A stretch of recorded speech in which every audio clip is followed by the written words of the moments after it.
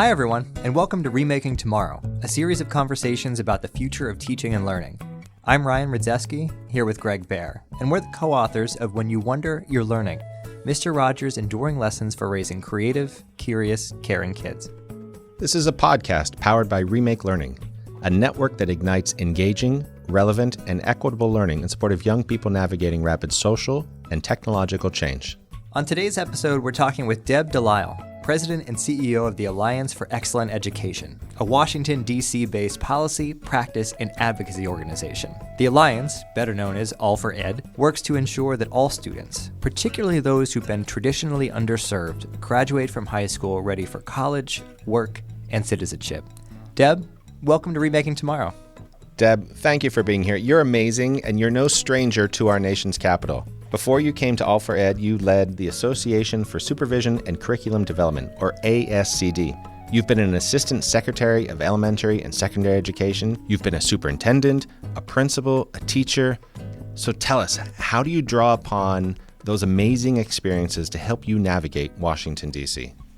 When I reflect on my career, I really am grateful to people who believed in me perhaps and I believed in even myself at that moment in time and opened up opportunities for me. I'm actually a first-generation college kid, grew up in tenement housing, lived in poverty, but my parents always really worked hard to ensure that I had the education that they did not have. And as I progressed from each of those roles that I played, from a classroom teacher on up, even to the state superintendent in Ohio, I was always thinking about how do you navigate the waters that you find yourself in quite often, whether it's as a teacher and you're looking at what are policies at the district level or practices that I may or may not have either understood or have really had the background in. But each one of those experiences really helped me to understand at a deeper level and certainly a greater breadth of how your voice matters and how you approach all of the political churn that you find yourself in, no matter which administration is in office. And how do you navigate that and stay true to yourself? So for me, it was always one driving question, and that is, for example, if I went in to visit a school, I would always ask, is this school good enough for my own child? And if the answer to that question was a no, I really thought about policies and practices where I could have an influence and just kept thinking through how do you just go step by step along the way. But you can't give up on that hope that every school in America would be good enough for your own child. Deb, All for Ed advocates, as the organization likes to say, from the classroom to Congress. You're trying to advance policies and practices that get students ready for life after graduation. So can we start there? First of all, what do you mean when you talk about readiness? From your perspective, what does it mean for a high school student today to graduate ready for what comes next? And what are we seeing instead? So one of the things that's really critical for our work is to be sure that every student has access to opportunities that could advance their learning and be exposed to incredible teachers across our country, people who believe in all of the kids in front of them that they have a promising career ahead of them and can lead a productive life. So when we're talking about readiness, what we're really talking about is that students understand the possibilities in front of them and they gain the skills, knowledge, and dispositions to take that next step and give them hope that no matter their life circumstances into which they're born and which they find themselves living, that they have opportunities to continue on following their high school graduation and that the diploma means something. So one of our primary objectives is to ensure that kids understand that there's a licensure program before them and that they can excel in that. If they go into the military, that they can pass the requisite exams and tests to get into the military. If they are pursuing a post-secondary degree, whether it's at a 2-year institution or a 4-year institution, that they are not required to take a remediation course because they have, again, gained that knowledge and the content in order to succeed in those. Deb, Ryan and I are going to do something that we don't do for just anybody. We're going to pull out the podcast magic wand. We're giving you a magic wand, and you can pass any policies you want. So what would you do? In other words, what are the policy levers that in your mind could move the needle for students in a great big way? So I have several in my mind, but one of the ones we're really working diligently on at All for Ed is this whole issue of dual enrollment. I'm passionate about this because dual enrollment, as we all know, allows high school students to take college courses while they're still enrolled in high school. and they count for both high school and college credit. But we know from research that those students who take dual enrollment classes enroll in colleges at a significantly higher rate than those who don't take them. And also, they're twice as likely to remain in school compared to those who enter college with no credit. So this is a game changer for so many students, particularly historically underserved students, namely low-income students and students of color. And they're proven, dual enrollment and even early college high schools have proven time and time again to be the catalyst for increased college access and success and preparing young people for the demands of a post-secondary education. And one of the policies I would enact is to allow Pell Grants to be used to expand dual enrollment programs for our young people from low-income families. Early college Pell Grants can be tailored to the needs of younger scholars and really be carefully designed to ensure that students are able to maximize these awards. And we have that age-old question students often ask, why do I have to learn this? But Career Pathways can assist in this answer. And we recognize that by tapping into kids' interests, we better serve all students, and we demonstrate a meaningful and engaging way to learn with a focus on their future. So gaining access to opportunities that prepare kids through an exploration of careers, engaging in mentorships and internships is absolutely so vital. And Deb, with those magic wand wishes, dual enrollment and career pathways, you've talked about the work that you're doing, what you hope to realize. You know DC better than Ryan and I do. How realistic is it that we're going to see some of these changes in the coming years? I'm hoping from twofold, from both the federal and the state level. And I'm going to say first from the federal level. We've had some incredible conversations with folks on the Hill who make such laws and actually review the budget and place priorities on that budget. We also work with the U.S. Department of Education, both in terms of priorities and recognizing the importance of policies around career pathways as well as dual enrollment. Of course, it doesn't always yield the results that you want. So I recognize, having been a leader in both local and state venues, that we always can't rely on the federal government. So it's also important as we conduct work in states to ensure that states have policies and priorities around these two areas. And there are a lot of opportunities across the country and examples that are really working. So one of the things that we ensure at All for Ed is we share those practices that are taking place and making sure that people understand and can answer the question of what do we want our high school students to know and be able to do upon graduation from our high school or as a graduate from a high school from our state. Deb, All for Ed also leads a network called Future Ready Schools, which your organization launched in partnership with the U.S. Department of Education. Can you tell us about that network? What is a Future Ready School, and what is a Future Ready School striving to become? So our Future Ready Schools has been into about 3,500 school districts across the country. And really what it does is to help innovative educators ensure that each student graduates from high school with not just access to digital technology tools, but understands that that helps with their agency, their passion and skills to be a responsible citizen. What's really critical within this component, it really came to light during COVID, is the fact that nearly 17 million of America's 53 million children are unplugged from instruction because their families lack home internet access. And so it's contributed to significant opportunity gaps, particularly for kids from marginalized communities. Beginning now, back in the spring, I guess in 2020, and now with the Rescue Plan Act and other federal investments, we've worked really hard with the FCC, for example, to ensure that students have access, not just within their schools, but also in their community through community hubs, whether it's at the library, a community center, and certainly getting access within homes as well. And these really empower learning opportunities so that anytime, anywhere learning becomes much more accessible to many more students across the country. Future Ready Network really focuses on leadership. So we actually help district teams to set a vision for the student outcomes and experiences that their community wants. And then we network those folks across the country to share promising practices. How do they ensure that educators, for example, have the skills and knowledge and disposition to create virtual learning environments or to create hybrid learning environments? These are especially important with lessons learned from the COVID experience when we actually asked teachers to turn around in 48 hours to a virtual learning environment. This is Greg Baer, along with Ryan Rudzeski. We're talking with Deb Delisle, President and CEO of the Alliance for Excellent Education. Deb, you've written a lot about linking learning landscapes that bring together teachers, families, mentors, community members, and more in service of children's learning. And that's obviously an idea that's near and dear to us in Pittsburgh, which was Mr. Rogers' neighborhood and is today the home of Remake Learning. And last year, you published what you called a call to service. Can you tell us about that? Who are you calling, and why do we need them to serve? I'm calling all Americans to serve our communities. You know, I think in some locations, or at least it's in the back of our minds, we recognize that schools are the hub of the community.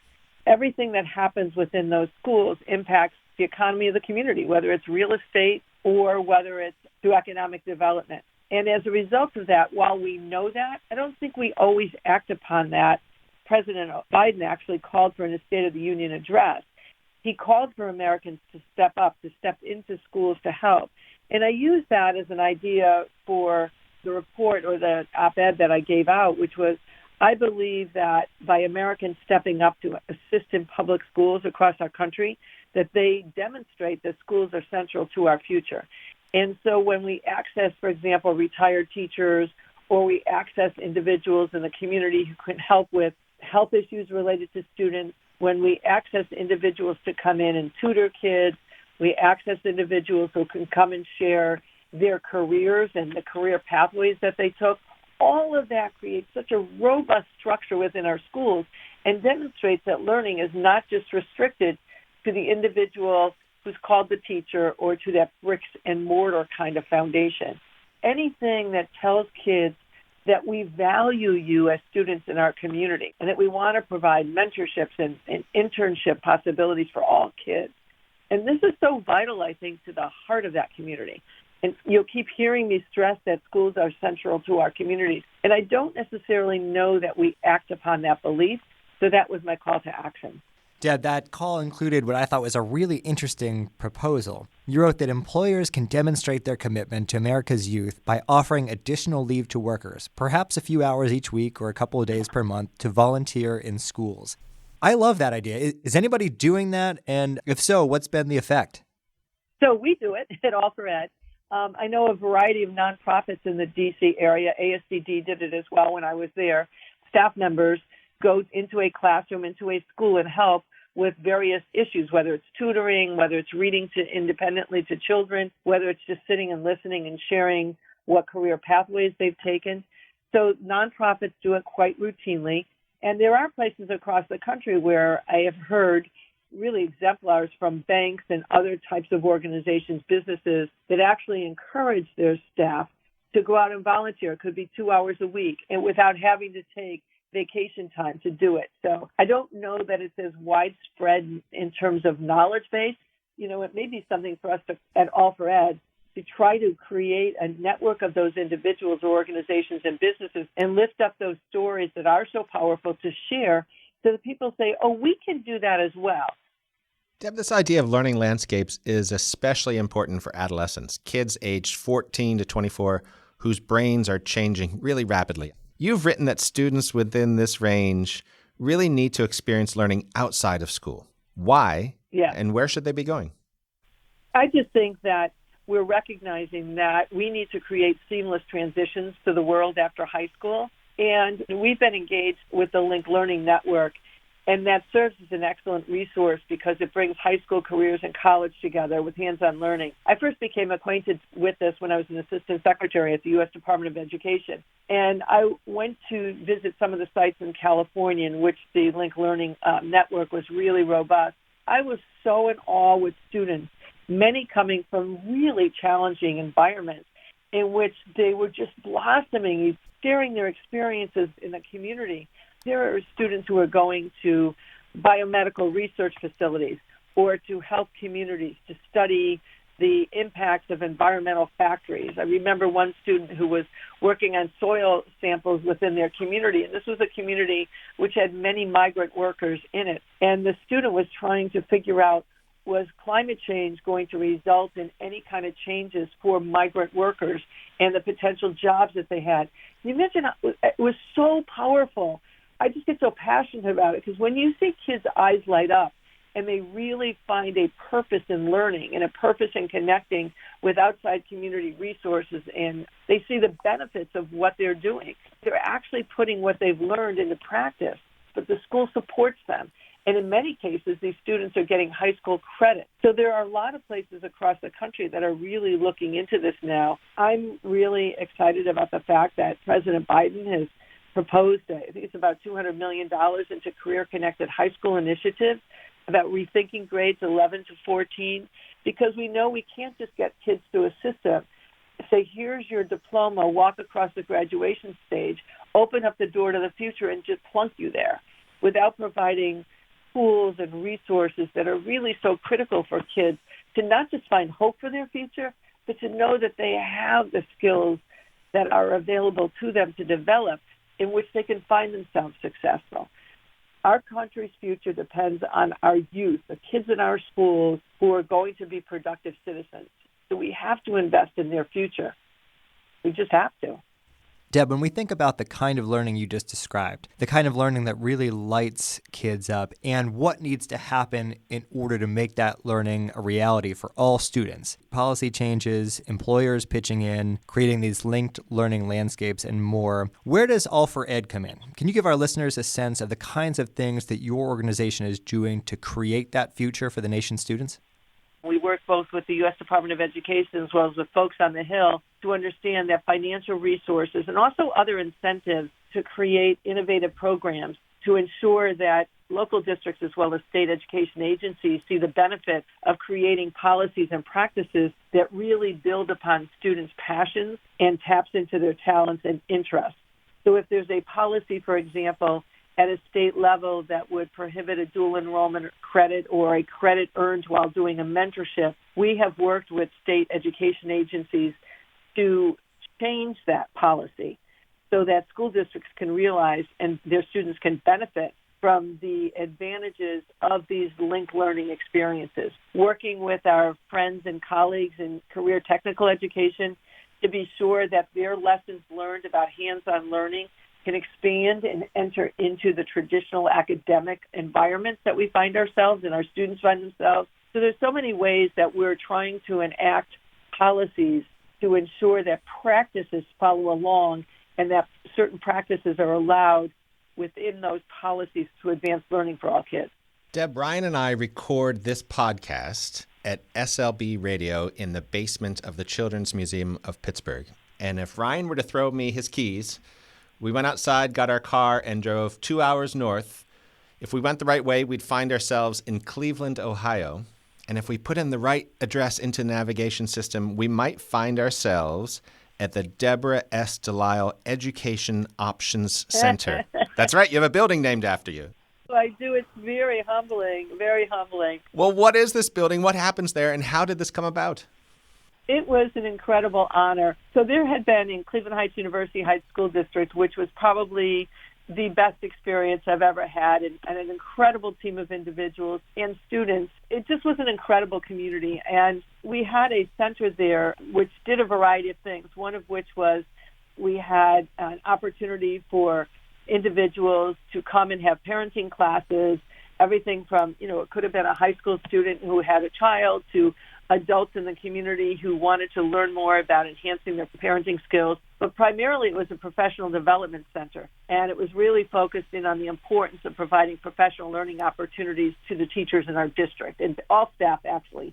And it now houses also a program in which students who are not successful at a comprehensive high school year, they have an opportunity to have hands-on learning experiences and one-on-one counseling with an incredible array of teachers. And really it's a personalized learning environment so that those students who would potentially be a dropout or remove themselves from a structured learning environment can now go and they gain the standards and the knowledge that are needed to graduate from high school. But they have really caring adults there who lead them through the processes necessary to finalize and earn a high school degree. And because it's personalized, students advance at their own level, and those students can graduate at a variety of times and earn their high school diploma. So I'm just incredibly proud that it bears my name, but more importantly is, I'm a firm proponent that what we offer to our students tells them what it is that we value. And so as a result of that, I've lived with that mantra all my life, that when we give kids second chances, when we tell adults who are working with students we want to enhance your skills,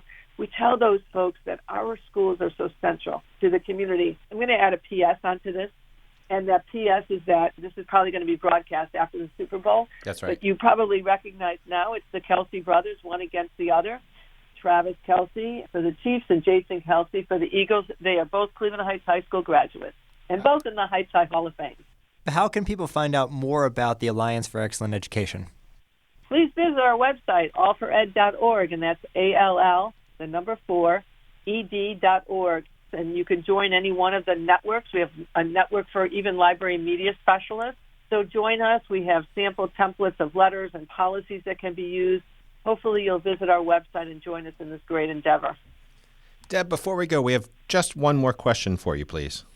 What's one thing that parents and educators can do today to make tomorrow a more promising place for every learner? I think the one thing is to believe and trust in one another and to gain that trust in one another and to view one another as partners on this journey. I really believe we have to offer hope to every student every day, no matter what. And so parents, family members, and educators have to be in partnership with offering hope. We have to find solutions when kids are not necessarily engaged. That takes a community of folks to do that. We have to offer resources. We have to be engaged. We have to meet family members where they're at. That may mean moving outside of the schools to register students, for example, having family connection nights outside of the school, and also creating engaging environments for our students, knowing that we have their backs. We're going to be the strongest advocates for them, and it's a partnership. We have to offer hope to every single kid. Thanks again to Deb Delisle, President and CEO of the Alliance for Excellent Education, better known as All4Ed.